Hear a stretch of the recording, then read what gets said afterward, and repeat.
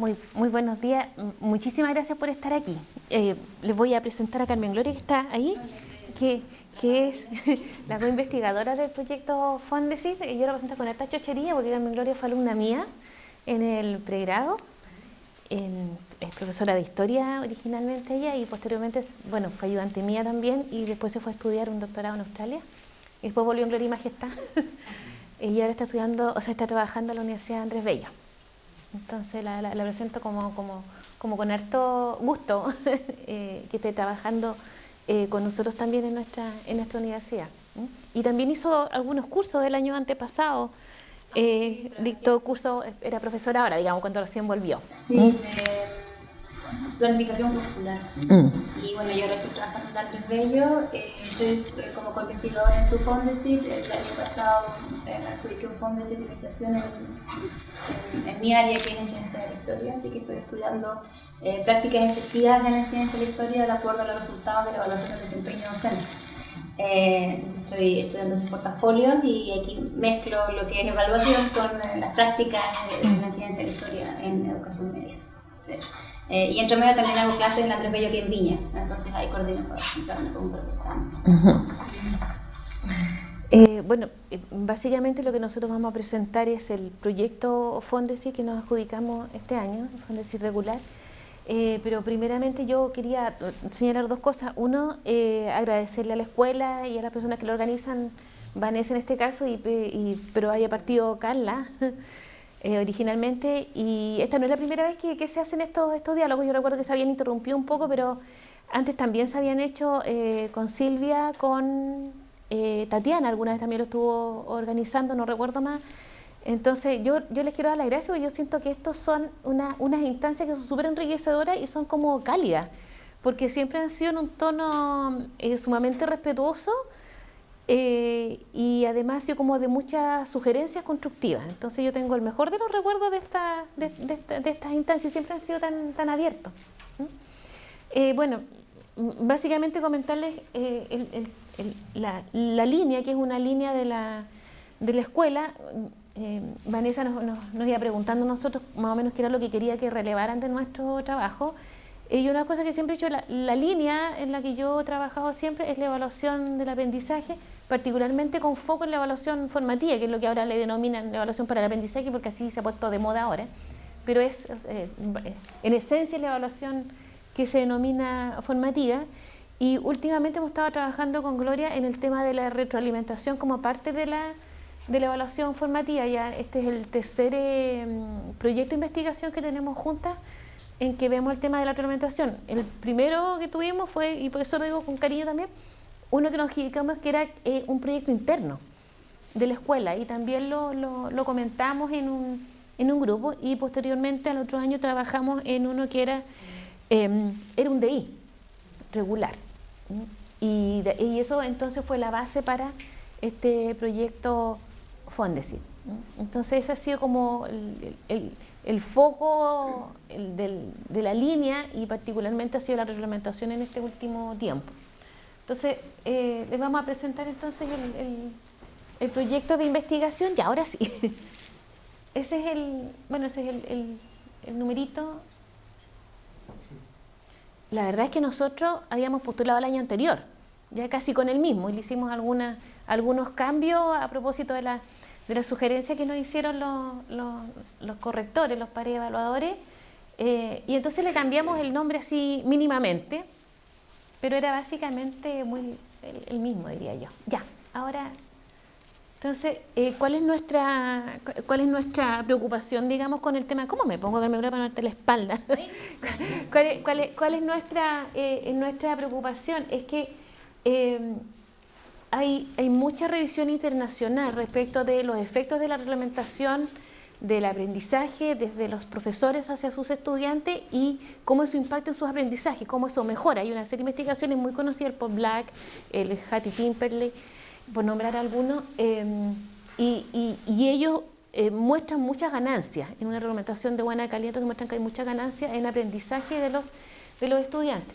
Entonces, ¿en qué particularmente tiene efecto? En que los propios estudiantes se monitoreen su progreso y sus habilidades, Pero por otro lado, si es que uno mira acá en Chile, la reglamentación no ha sido mayormente estudiada, ¿ya? O por lo menos de forma particular, posiblemente aparezca como una cosa tangencial en el estudio de las prácticas. Por ejemplo, los profesores, tanto a nivel universitario como de sistema escolar, pero no ha sido mayormente estudiada. ¿Ya?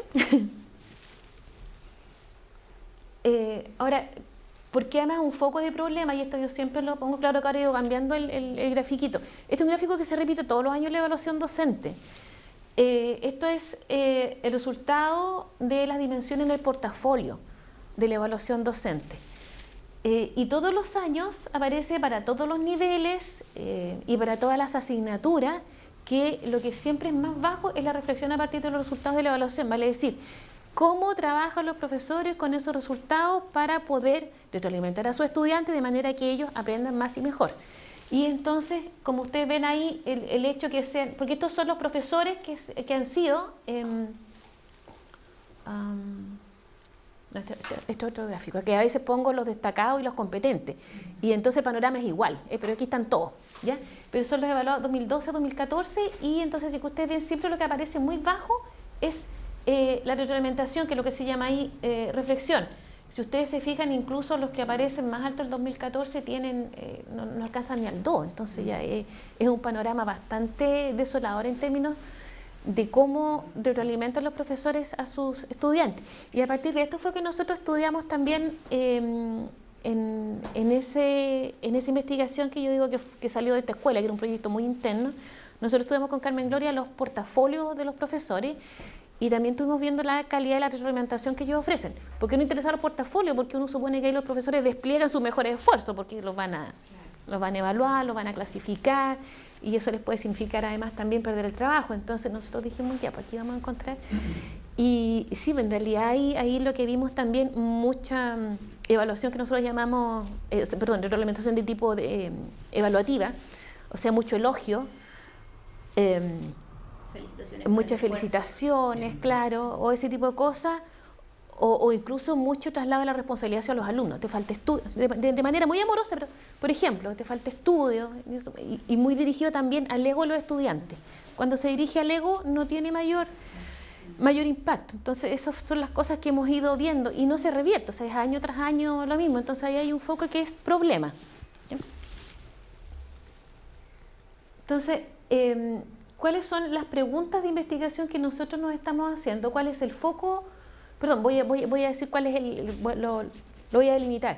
Nosotros lo que queremos hacer es estudiar la retroalimentación que ofrecen los profesores que forman a futuros profesores básicos, porque nosotros creemos que, por un lado, hay muy poco contenido explícito en términos de lo que es la retroalimentación, y por otro lado hay prácticas que se van transmitiendo. O sea, los alumnos van siendo moldeados a través de las prácticas de sus profesores formadores, y eso después lo que van repitiendo en sus prácticas como en su desempeño profesional.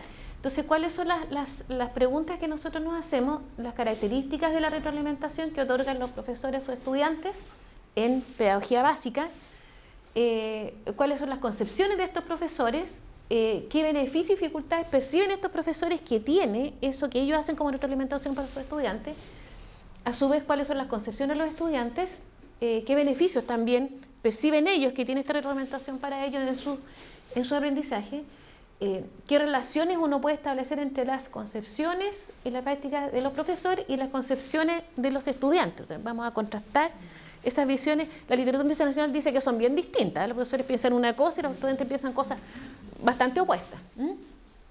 ¿Qué características tienen las prácticas de reglamentación que promueven mejor aprendizaje de los estudiantes? Esto ya más bien en términos generales. Nosotros ahí quisiéramos levantar algo a partir de todo esto. Y por último, ¿cuáles son las condiciones de implementación que se requieren para una buena retroalimentación? Por ejemplo, puede decir algo muy, muy simple, el tiempo. ¿Ya? Que le falta a los profesores y que le falta a los estudiantes. Pero eso es algo que vamos a ver. Esas serían las preguntas de investigación. Y entonces después tendríamos los... perdón, esta es una diapositiva que había ido antes, ¿ya? Que parte del planteamiento del problema, por eso que de repente me quedé como en blanco y la puse al revés. Entonces, que era también parte de la problemática. ¿Por qué estudiante? O sea, porque es importante estudiar las concepciones de los profesores y de los estudiantes. Y es básicamente porque orientan la práctica, ¿ya? Tanto la práctica de los estudiantes como la práctica de los profesores, ¿ya? Porque constituyen un filtro, es un marco de referencia para su actuación, ¿ya? Para su actuación docente y para su actuación como estudiante. Y además, por otro lado, están constituidas por distintos tipos de saberes y además han sido significadas de muy distintas maneras. Entonces, yo creo que ahí hay algo que revisar en la literatura y definir bien qué es lo que son las concepciones y también ver cómo se pueden estudiar.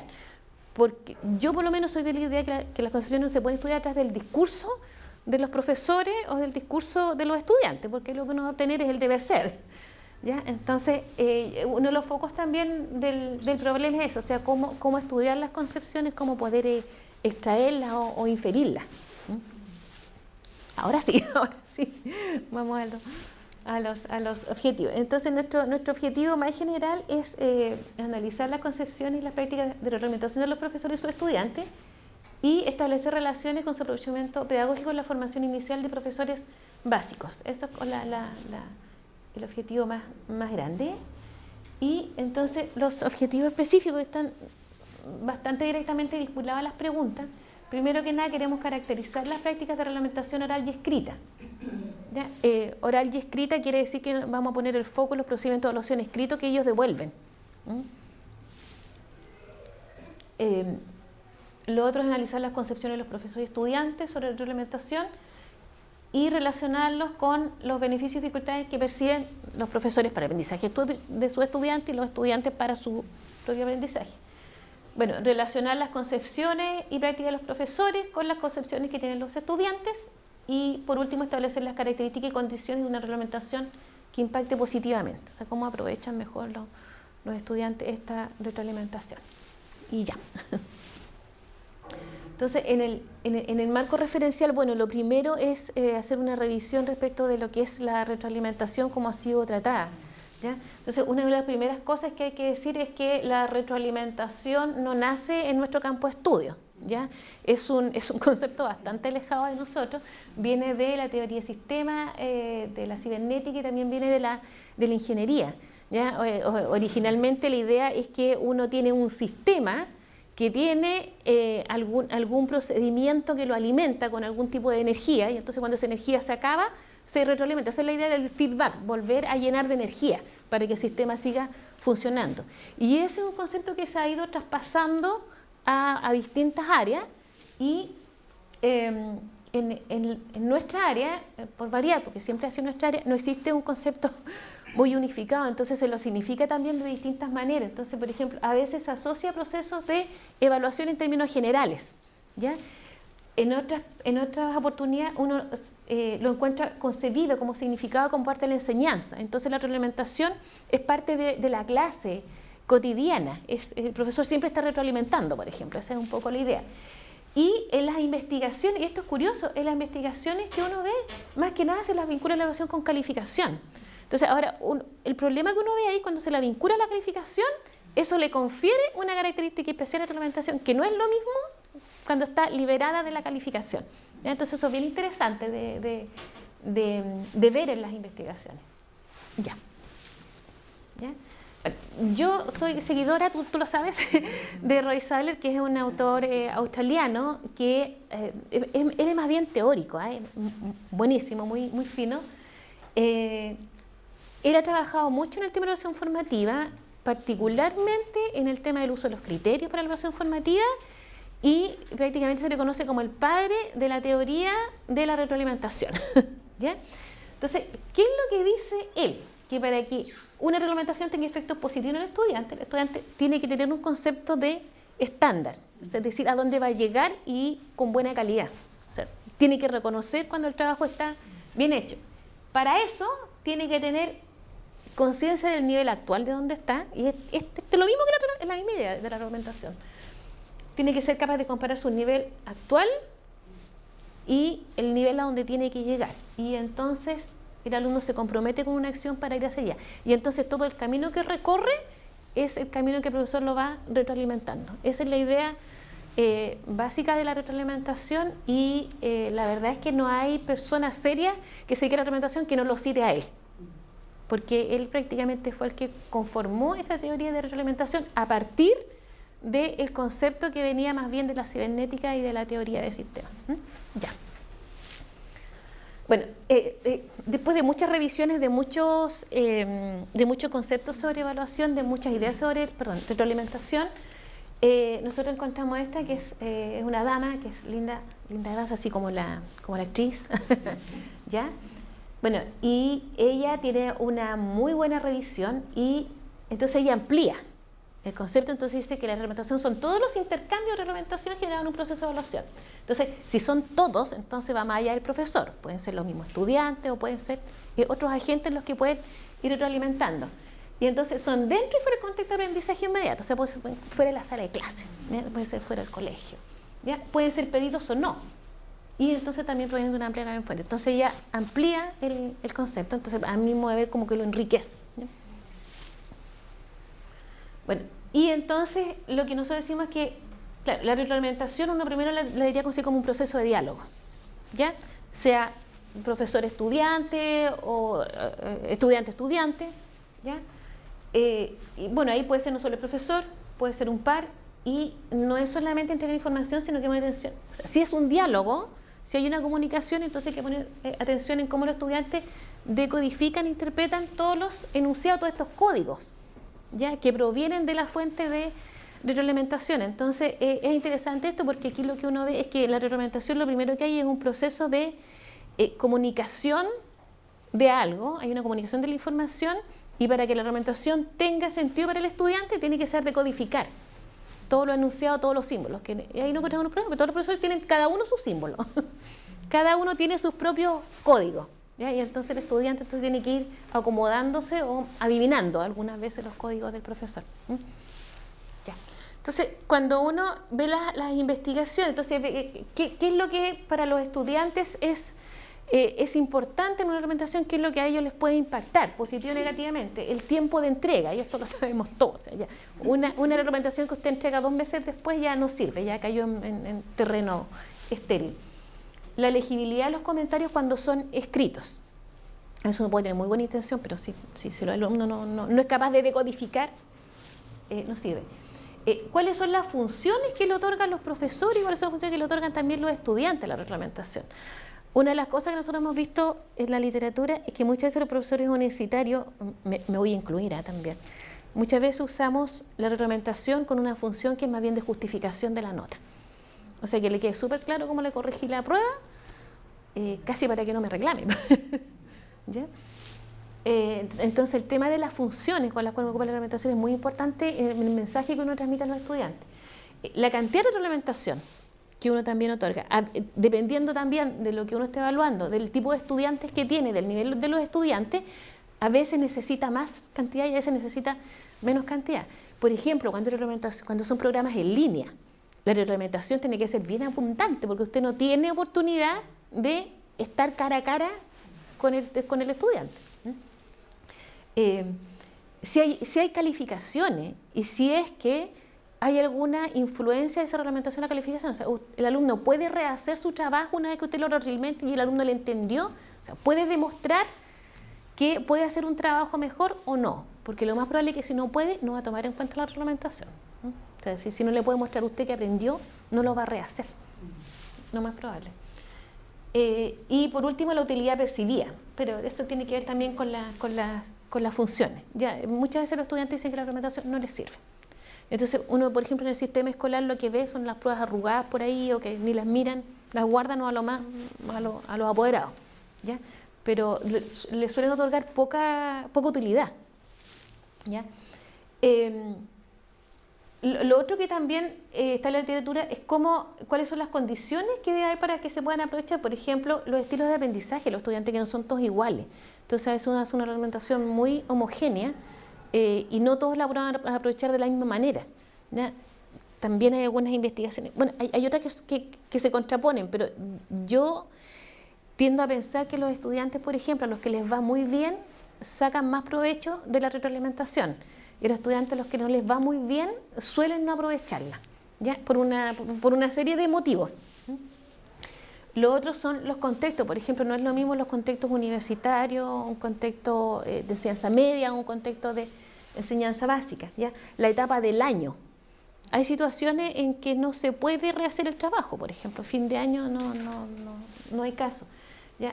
El manejo del lenguaje, de la disciplina que se está enseñando y retroalimentando. Entonces, aquí es difícil porque, por ejemplo, en la universidad hay muchas carreras en que se mezclan muchas disciplinas. Y entonces los lenguajes y los conceptos que se usan en alguna retroalimentación en una disciplina no son los mismos que en otra. Entonces yo pienso, por ejemplo, las carreras de pedagogía. No sé, pedagogía en ciencia. Tienen clases de ciencias, tienen clases con nosotros, tienen clases de formación fundamental, tienen clases de inglés, entonces, muchas disciplinas. Y entonces hay conceptos que usan los profesores para retroalimentar que no son lo mismo en una que otra, ¿ya? Lo otro, esto es bien importante, las percepciones que tengan los estudiantes sobre qué es el aprendizaje. O sea, un estudiante que es muy pasivo posiblemente no va a poder aprovechar un tipo de retroalimentación, porque posiblemente ese estudiante pasivo va a pensar que el aprendizaje es que el profesor venga y le diga todo lo que tiene que hacer, por ejemplo, ¿ya? Y hay otros que a lo mejor perciben que el aprendizaje es de otra naturaleza y entonces van a ser un poco más proactivos, ¿ya? Y eso también tiene que ver con los estilos de aprendizaje, las experiencias previas que ellos hayan tenido. No es lo mismo estudiar, y por eso también vamos a hacer un alcance, no es lo mismo estudiar cómo percibe la reglamentación los estudiantes de primer año de universidad, que traen concepciones del colegio, que estudiarlos en cuarto o en quinto año, porque se han ido armando concepciones respecto de las prácticas de sus profesores en la universidad. Dominio de concepto del tema retroalimentado, eso está relacionado con el tema del lenguaje disciplinario y también el dominio de estrategias apropiadas para mejorar.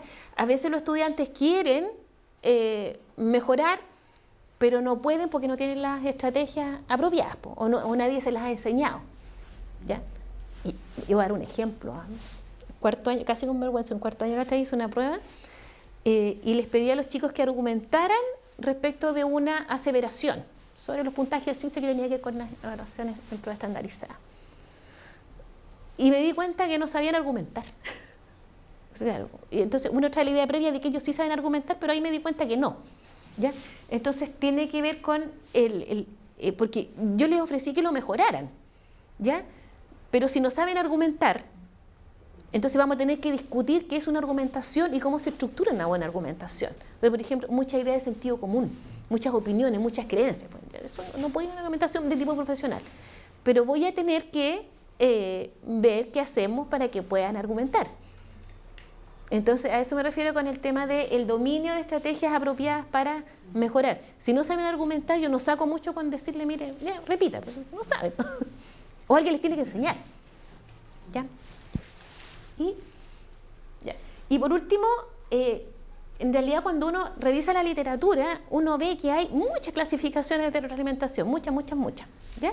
Y nosotros entonces vamos a tomar algunas de esas para ir viendo las características de la reglamentación que ofrecen los profesores a sus estudiantes, ya sea de manera oral o escrita, y también para ver las concepciones que ellos tienen. Entonces, estas son bastante amplias y son de las que más uno encuentra en la literatura. Entonces, por ejemplo, está la evaluativa en contraposición a la descriptiva. Entonces, una reglamentación evaluativa cuando usted solamente le dice al alumno, le emite un juicio de valor, y le emite el juicio de valor sin más, felicitaciones, o qué horror, por ejemplo, son todos juicios de valor que uno hace respecto del alumno o del trabajo del alumno.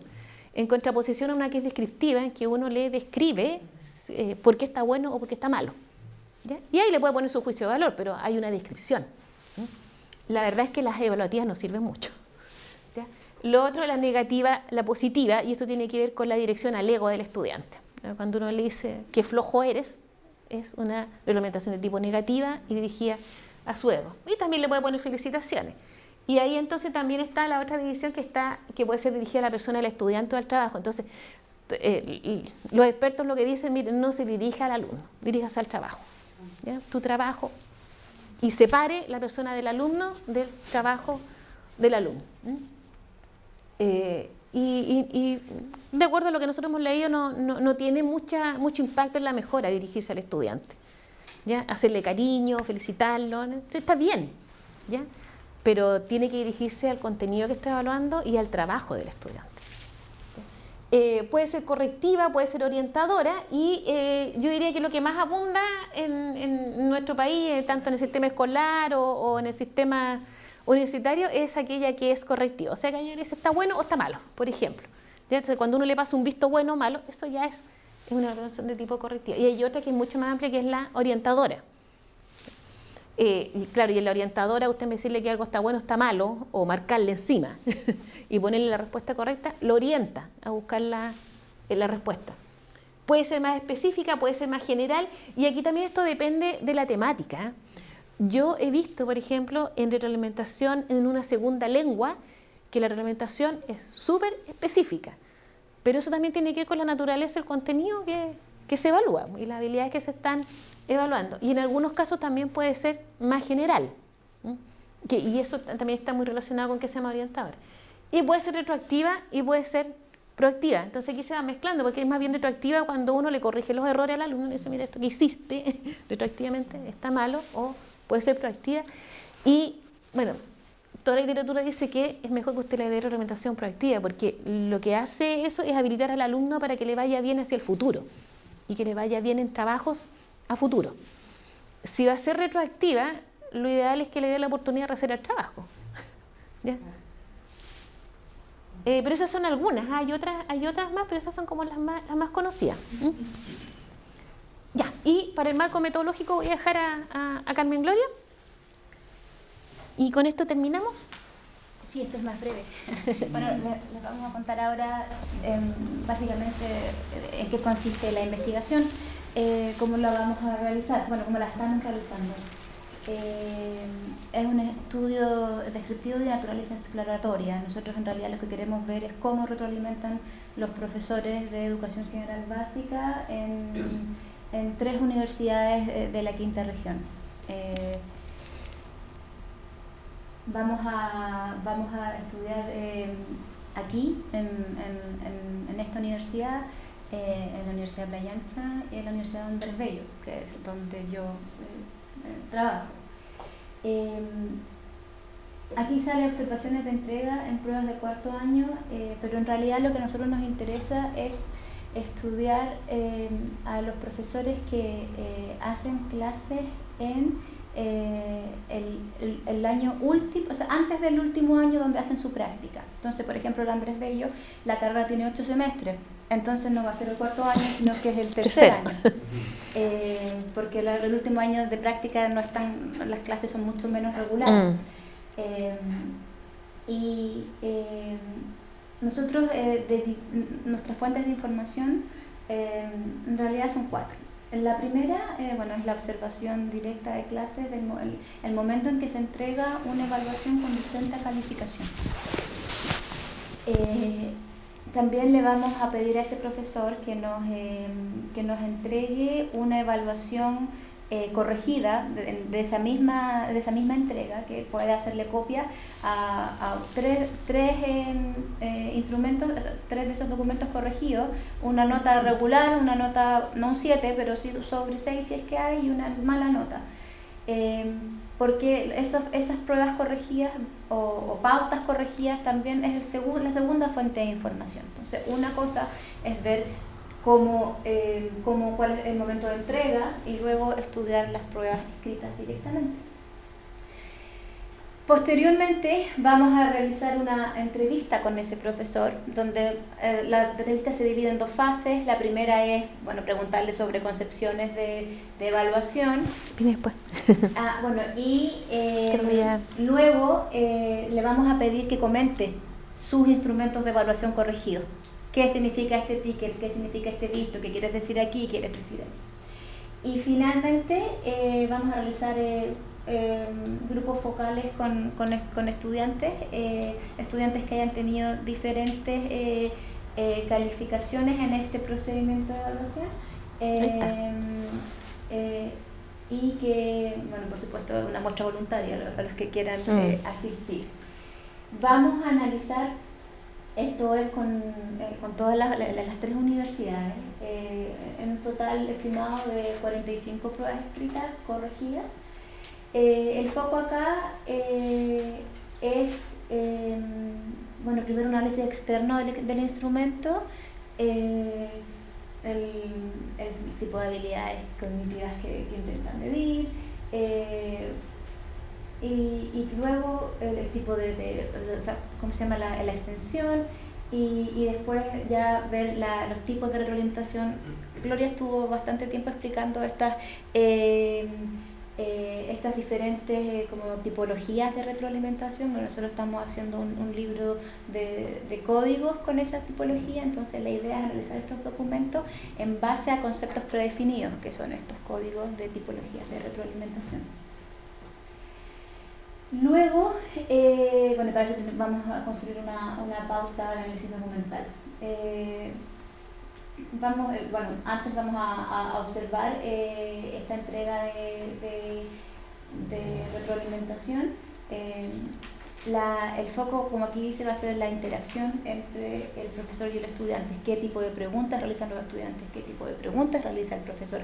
¿Cómo el profesor se cerciora de que realmente los estudiantes comprendan la retroalimentación? O, bueno, si lo hace o no lo hace, y si lo hace, ¿en qué medida? ¿Algo más que quieras agregar en la observación? No. Bueno, también vamos a estudiar, por ejemplo, la modalidad de retroalimentación en términos si es oral, si es escrita, si es gestual,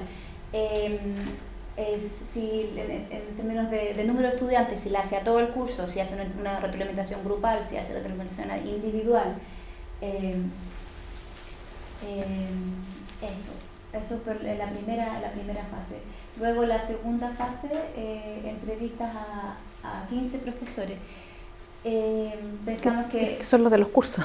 Claro, pensamos que en este séptimo, octavo semestre o quinto y sexto semestre vamos a poder entrevistar a 5 profesores de cada universidad, y esto es porque nos vamos a considerar los ramos de práctica.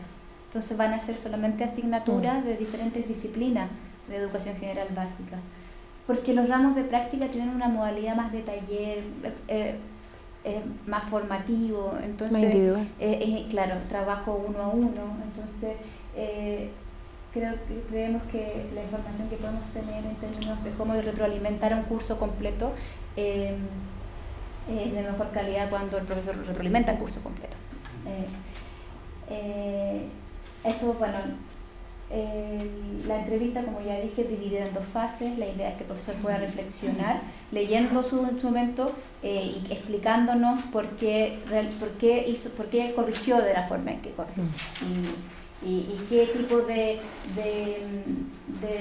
mensaje cree que manda o que envía a sus estudiantes con esta tipo de retroalimentación. Nosotros, cuando Gloria hablaba, les contaba sobre lo que hemos trabajado antes, el proyecto de irregular que ella se adjudicó, hicimos este primer ejercicio, y en realidad lo que ya descubrimos, les cuento, es que los profesores corrigen para ellos.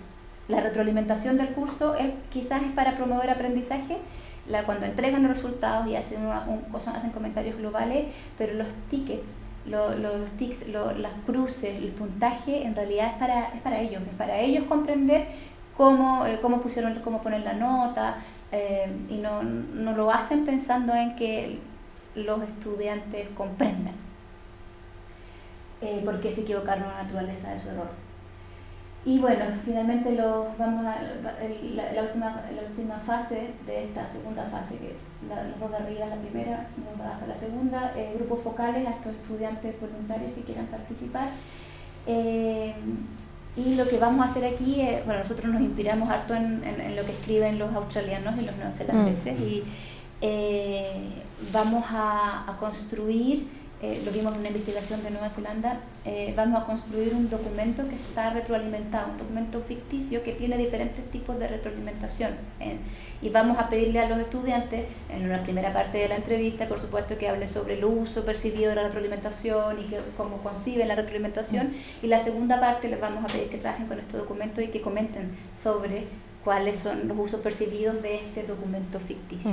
Claro, la idea es que nos digan cuál consideran de buena calidad o cuál de mala calidad para ellos y por qué. Entonces, desde ahí ver cuáles son sus concepciones. Finalmente,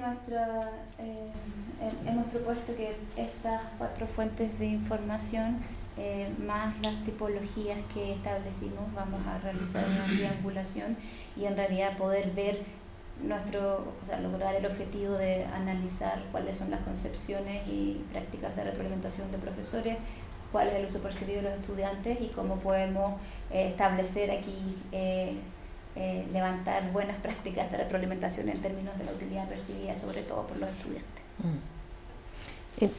En términos metodológicos, además, esto, y es una cosa que yo todavía no me atreví a decir, porque en realidad nosotros tuvimos la carta oficial hace poquito, pero yo decía, ojalá que no nos corten el tiempo, porque esto está pensado a 3 años. Entonces, la idea es que ya este segundo semestre empecemos en una universidad. Entonces, en una universidad, la observación, análisis de prueba, entrevista a profesores, entrevista a grupos con estudiantes. Al otro año, primer semestre, con la otra universidad, lo mismo, y al segundo semestre, próximo año, con la otra universidad. Y entonces ir analizando por universidad y finalmente después hacer un análisis conjunto, hacer una triangulación. Esa es la idea, porque yo decía, si me cortan un año, no sé cómo lo vamos a hacer. Claro. Así es que, no, bien súper, porque nos dejaron a 3 años con el presupuesto que habíamos solicitado, así que eso.